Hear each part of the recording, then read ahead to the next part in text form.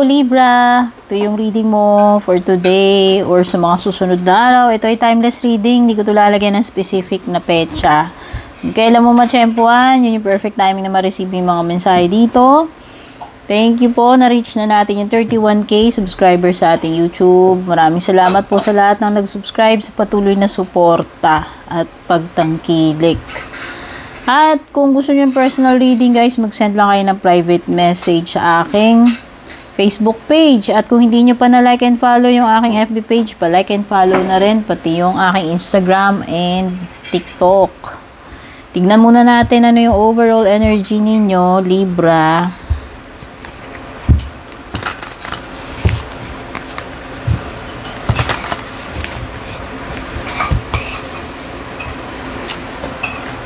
Transformation ng overall energy mo.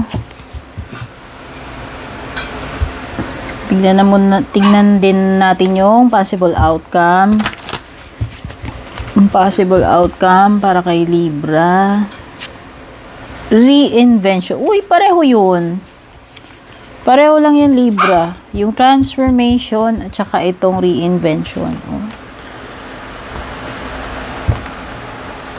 Yun yung overall energy mo. Pagdating sa outcome mo, yun pa rin. Baka talagang eto yung gusto mo gawin sa sarili mo ngayon, Libra. Or pwedeng sinimulan mo na, ginagawa mo na ngayon. Marami ka sigurong gustong baguhin sa sarili mo. O kung hindi man marami, may specific na talagang ikaw ay desidido na baguhin yun sa sarili mo. Pwedeng may kinalaman sa sarili mo, pwedeng may kinalaman sa connections mo, relationship. Physical man ito, material, spiritual. Hindi ko alam, pero Libra, maliwanag ito na gusto mong mag-transform. May reason si Libra bakit gusto niya baguhin yung sarili niya, o diba? Sana ma-achieve mo yung magandang transformation na gusto mong mangyari, Libra. At least, 'di ba, kung may kung bagay yun yung goal mo, malapit na rin namang matapos ang taon 'di ba? So ahead ka na. Kumbaga nagsimula ka na diyan sa kumbaga, wina-workout mo na itong iyong transformation ngayon pa lang.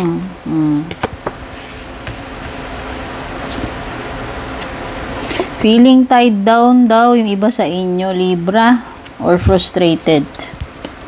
Ano ba yan? About what itong frustration na ito?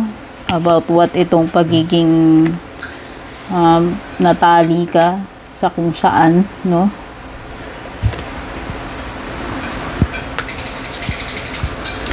So, meron bang ano ba tawag dito?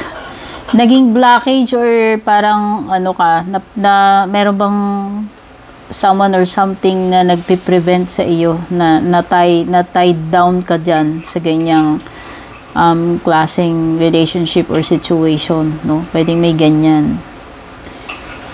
Uy, marriage daw para sa mga hindi pa nakakasal, Libra. Ayan, Kung hindi man ito literal na kasalan,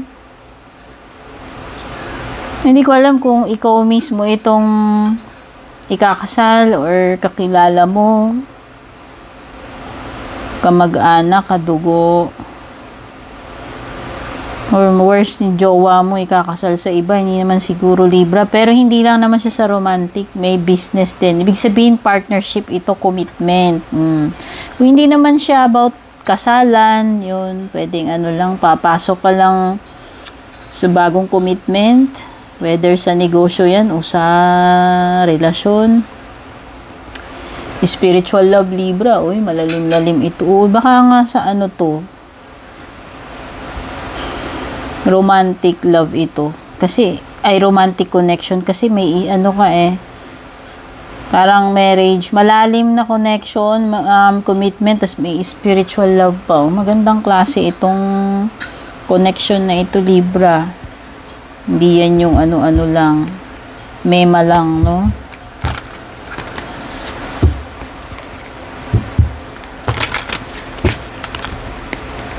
Tingnan na natin yung love life mo, Libra.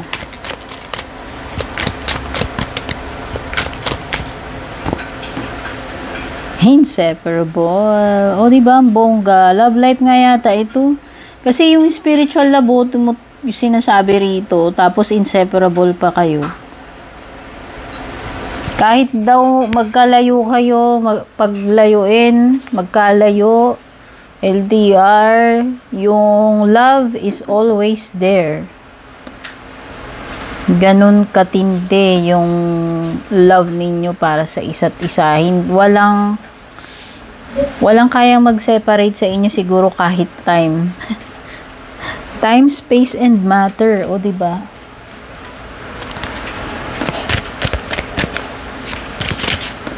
Mala universe.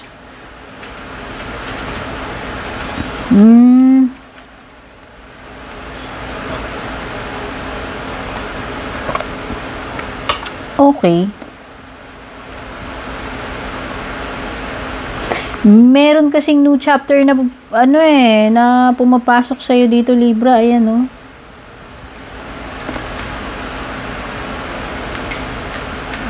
Parang ikaw tong nagsasabi na you are trying to move on.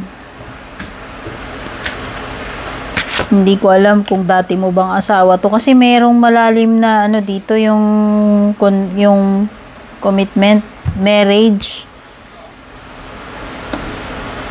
Okay. So pwede naman na kung dati asawa mo yan, di ba iba nangyayari naman, nagkakaiwalay talaga sila. Pero ang maganda rito sa inyo, siguro kahit hindi na kayo, at binubuksan mo na yung puso mo sa panibagong chapter, yung connection nandun pa rin naman. Hindi na siguro, pwedeng hindi na forever mawawala yung connection. Pero nag-part lang kayo ng ways, pero yung connection is still there. Pwede namang ganun. Kasi, ayan parang ikaw iba na new chapter na yung mo new chapter na yung focus mo O, na-overwhelm dito. Siguro, Libra, ikaw ayaw mo na. Kaya nga siguro may transformation dito, reinvention. Pipilitin mo nang baguhin etong buhay mo at mukhang may kinalaman din pagdating sa love life mo. Kasali. Mas nagpo-focus ka na sa bago. Ayan. Kasi siguro nga, ayan, na-drain ka na. Ayan, may binabanggit dito na na-overwhelm, na-stress na, na-drain na. Siguro para sa'yo, Libra,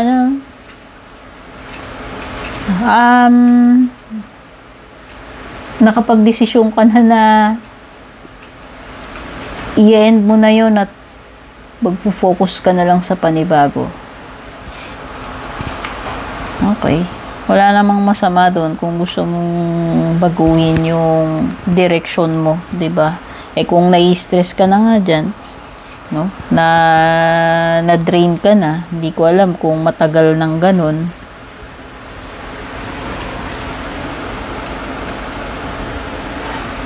Ano pa?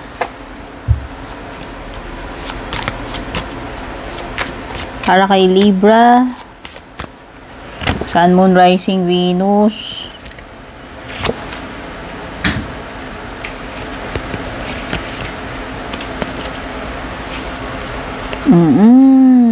Mas ka na ngayon Libra, ayan alam mo na kung anong gusto mo. Talagang nakalagay dito sa Two of Wands mo, you will focus on what you want and you will make sure na it will happen. You will make it happen. Yun yung sinasabi dyan. Ganun ka ka-determined, Libra.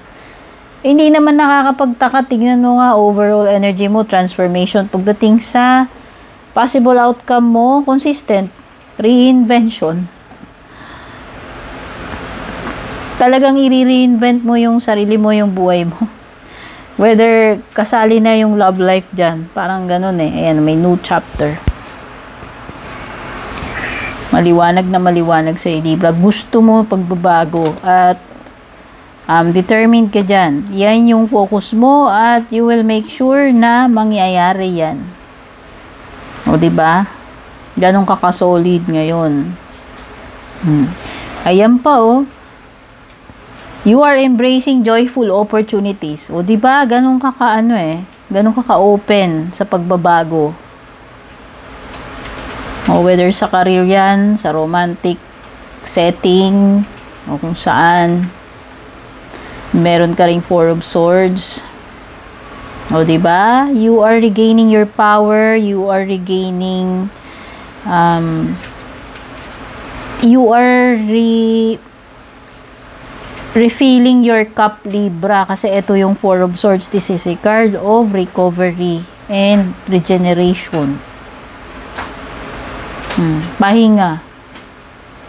At the same time, nagpapahinga ka, nagre-recharge ka, healing, no? Ito na yun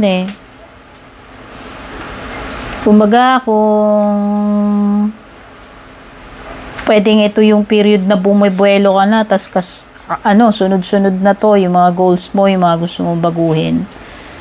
Pero ito yung first step. Ito muna yung mag-recharge ka, i-detach mo na yung sarili mo dun sa mga bagay na ayaw mo na. And at the same time, habang nagpapahinga ka, nag-heal, yun, nare-replenish ka na nun. Tapos tuloy-tuloy na. Ang ganda, Libra. Recovery ito. O kung yung iba sa inyo naghahanap ng sign kung mag-i-improve kalagayan ninyo, healing, recovery, ito na yun.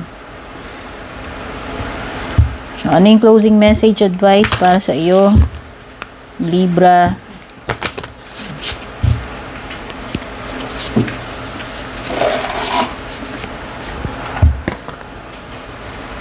Libra, look to your inner strength.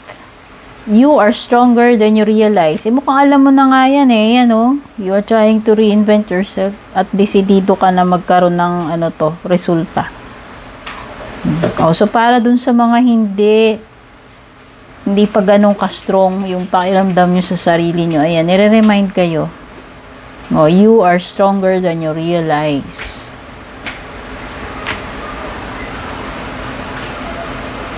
What doesn't kill you, Libra, makes you stronger. O, diba?